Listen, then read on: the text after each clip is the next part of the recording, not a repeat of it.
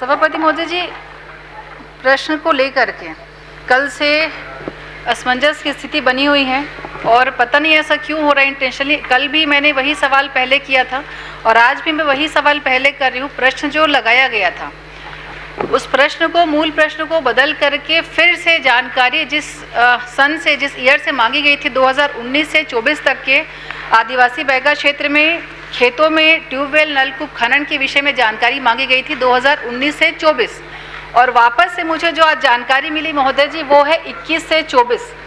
तो समझ नहीं आ रहा है कि शायद हम गलत क्वेश्चन कर रहे हैं या फिर विभाग ईयर चेंज करके जानकारी नहीं देना चाह रहा है, क्या कारण है? क्योंकि मेरा जो प्रश्न का उद्देश्य था वो सिर्फ यही था कि आदिवासी बैगा बाहुल्य जो क्षेत्र है, कृषक जो वहाँ के हैं, उनको खेती के लिए पानी मिल जाए।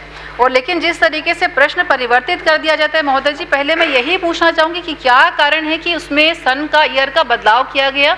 19 से 24 की जानकारी मांगी गई थी, 19 की जानकारी हटा करके 21 से 24 की जानकारी दी गई है। मंत्री जी। माननीय सभापति महोदय, जो प्रश्न आया है 2021 से 2024 के बीच का आया है, जो प्रश्न आपने लगाया है उसकी पूरी जानकारी हमने दी है। उस अवधि में कोई भी नलकूप खनन या फिर पंप स्थापन का वहां पर कोई कार्रवाई नहीं हुई है, मैंने उसकी जानकारी दी है। पास ये प्रश्न की मेरी कॉपी है जो मैंने लगाया था। भावना जी,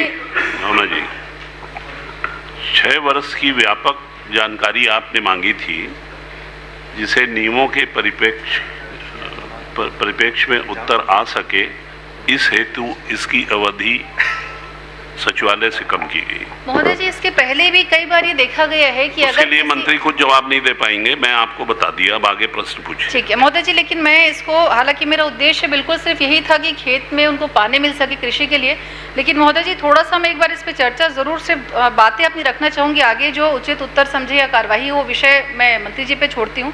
2019 में ही, क्योंकि अभी पहले तो ये जानकारी चाहूँगी कि अभी कोई ऐसा हमारे पास प्लान है कि हमको बैगा आदिवासी बाहुल्य क्षेत्र में कृषि के लिए बोरवेल खनन का प्रावधान हमने रखा है क्या? फिर इसके बाद जो क्वेश्चन आंसर के अकॉर्डिंग है।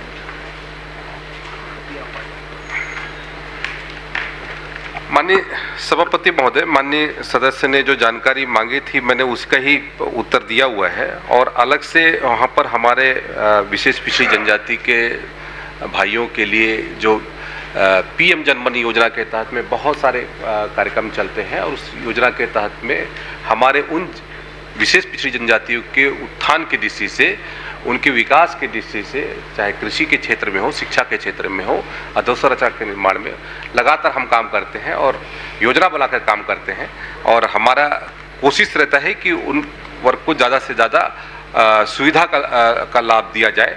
तो हम योजना बना करके उसमें काम कर रहे हैं सभापति महोदय। माननीय सदस्य की कोई विशेष तौर पर किसी गांव का विषय हो या फिर कोई किसी क्षेत्र की बात है तो उसके संदर्भ में अवगत कराएंगे, तो उसके लिए अलग से योजना बनाएंगे। चिंता का मेरा विषय ये था और मैं इसमें कोई आगे प्रावधान भी चाह रही थी क्योंकि 2019 के बाद में एक भी ट्यूबवेल खनन वहाँ पे नहीं हुआ है। पीएम जनमन योजना के तहत अभी हमको जानकारी उपलब्ध नहीं हुई है कि कितना सैंक्शन होना है। अगर वो जानकारी मिल जाए तो शायद सुविधा ज़्यादा हो जाएगी, क्योंकि कृषि पे ही निर्भर है आदिवासी वनांचल क्षेत्र, आप सब उससे जानते हैं। और दूसरा विषय महोदय जी, एक बार संज्ञान में ज़रूर लेना चाहूँगी, 2019 का जो नलकूप खनन का जो वहाँ पे काम हुआ था बैगा आदिवासी क्षेत्र में, स्वीकृत हुआ था 93 नलकूप खनन 2019 में। और 93 नलकूप खनन में बहुत ज़्यादा धांधली हुई है। उसकी सारी रिपोर्ट्स अगर मंत्री जी चाहें तो मेरे पास उपलब्ध है, मैं आपको वो प्रोवाइड करा दूंगी।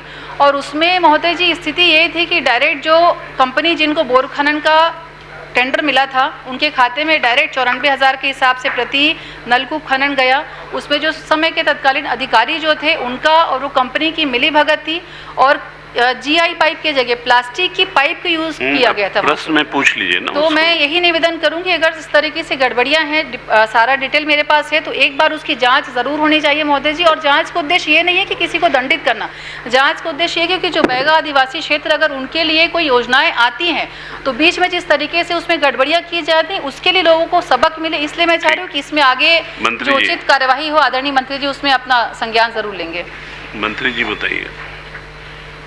माननीय सभापति महोदय, माननीय सदस्य ने जो जानकारी यहाँ पर उपलब्ध कराई है वो अलग से आप उपलब्ध करा दीजिए, उसके हम दिखवा लेंगे सभापति महोदय। ठीक। और बैगा के समाज के लिए हमारा ज़्यादा से ज़्यादा विकास के काम कैसे हो सके, इस पर सरकार की भी मंशा है, सरकार की इच्छा है कि उन क्षेत्रों में लगातार, चाहे माननीय हमारे देश के प्रधानमंत्री माननीय नरेंद्र मोदी जी की जनमन योजना हो, चाहे राज्य सरकार के माध्यम से हो, उन योजनाओं का हमको बेहतर तरीके से क्रियान्वयन